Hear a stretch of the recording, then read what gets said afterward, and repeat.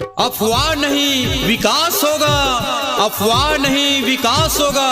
गांव की जनता का साथ होगा, गांव की जनता का साथ होगा। 8 जुलाई दिन शुक्रवार के चश्मा छाप में मुहर लगा के भैया नरसिंह ध्रुवेला अपन गांव के सरपंच बनाना है और गांव के विकास कराना है।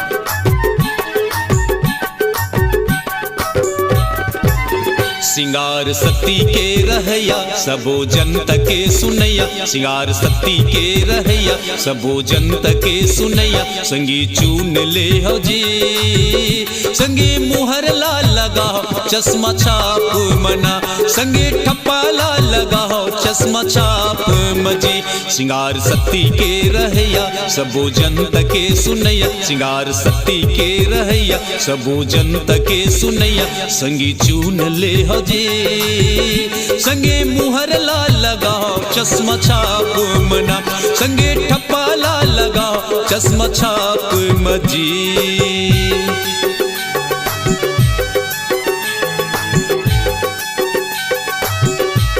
नेता नहीं बेटा बनकर आया हूँ, नेता नहीं बेटा बनकर आया हूँ। चुनाव प्रचार एक बहाना है, लेने आशीर्वाद आया हूँ, लेने आशीर्वाद आया हूँ।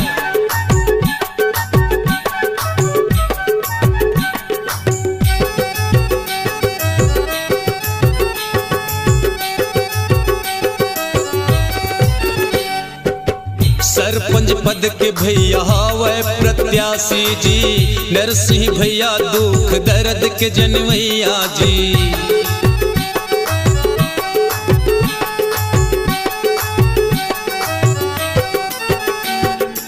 सरपंच पद के भैया हवे प्रत्याशी जी, नरसिंह भैया दुख दर्द के जनवैया जी।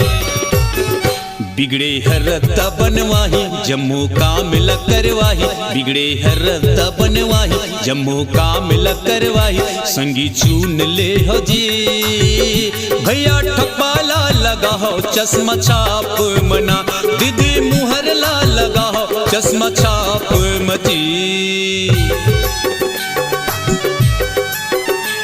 कहना कुछ नहीं है, जो वर्षों में नहीं हुआ वो अब की बार होगा, वो अब की बार होगा। 8 तारीख के जा करके अपने मतदान केंद्र में चश्मा छाप में ही मुहर लगा करके भैया नरसिंह ध्रुवे को अति प्रचंड मतों से विजयी बनाकर अपने गांव का विकास कराएं, अपने गांव का विकास कराएं।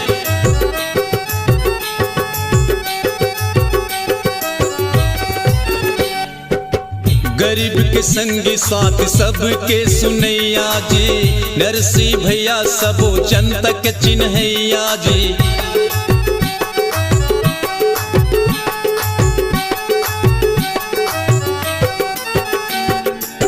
गरीब के संगी साथ सबके सुनैया जी, नरसिंह भैया सबो जनता के चिन्हैया जी।